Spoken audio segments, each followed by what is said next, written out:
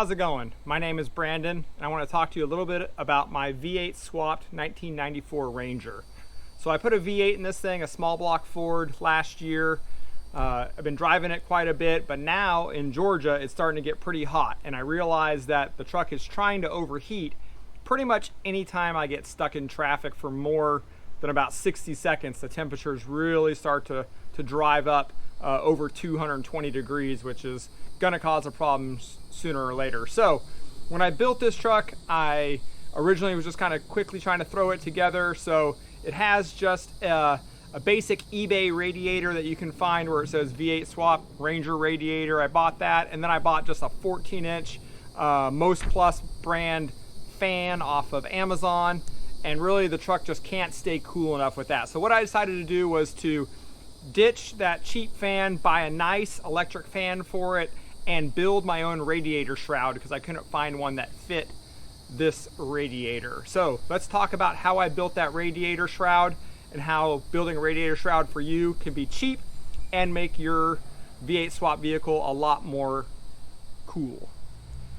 So I started my upgrades by heading over to Summit Racing. Luckily there's one right down the street from me here in Georgia, which is nice. I picked up a 14-inch Derail high output fan. Costs about $130. It's a 2-speed fan. If you want to hook it up as a 2-speed, really nice.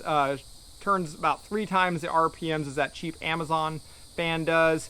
So that should help on its own. But then I thought, well, if I install that fan and it's still not cool enough, I'm going to be mad. So I went ahead and decided I'm going to build myself a little radiator shroud like I've seen people do. So I ordered 2 cookie sheets, just 18 by 13 cookie sheets on Amazon. They were only $6 a piece. So for $12, I'm going to go ahead and build myself a radiator shroud. So let me take you through the steps to build that radiator shroud.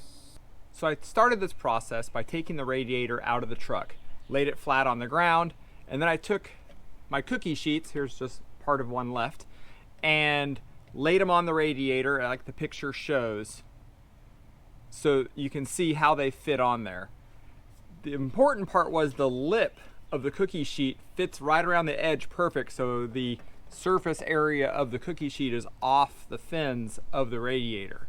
So as you can see from the picture, I was able to line up 2 of them, cut them straight across, and then that made my entire surface covered of the radiator. I took my Harbor Freight jigsaw with a metal cutting blade on it and cut the 2 cookie sheets to fit exactly as I needed, leaving about a 1-inch overlap through the middle of the cookie sheet, not on the edge, so that there would be some overlap across the thin surface area of the cookie sheet to give it a little more rigidity and not just have a open seam across the middle there. And you can see from the picture what that looks like.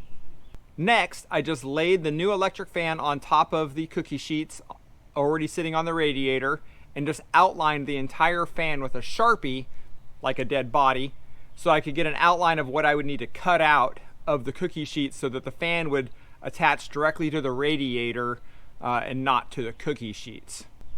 Then I just went to work with my jigsaw and cut out this shape exactly as I drew it, giving a little bit of extra room because you don't want the metal up against the fan itself. Then it was time to test fit the fan against the radiator. Now that I knew the fan fit in the cookie sheet template on the radiator, I used 2 sheet metal screws and a small drill bit and attached the bottom part and the top part of the cookie sheet directly to the radiator on the little lip across the top and bottom, so they would be held in secure. And now it was time to mount it back in the truck. But before I decided to mount it back in the truck, I wanted to change the bracket so that I could sink the radiator further into the radiator support. So here you can see where I cut off the existing bracket, turned it on its side, shaped it in my vise to give myself about another inch and a half at the top so that I could have more room between the electric fan and the water pump pulley.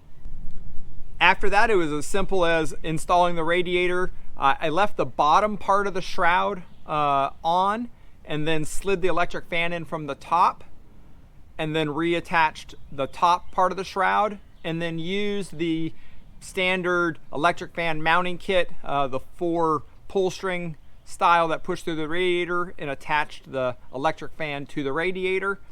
And then it was simply wiring it back up. My Ranger is using a Holley Sniper kit, so just wired it right up to the fan switch that comes with the Holley Sniper kit, so I can adjust exactly when I want the fan to turn on and off. I did only use the full speed function. I didn't use the 2-speed. I only want the thing to just turn on full blast when I need it.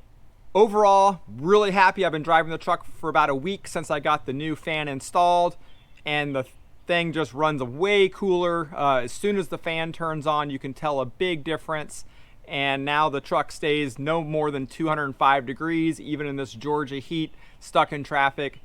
205, 206 is really where it stays now, where before it was climbing way over 220. So for $12 in cookie sheets, a few hours with a jigsaw, and a new electric fan, this thing works so much better than it did before. Don't be afraid of trying this hack yourself.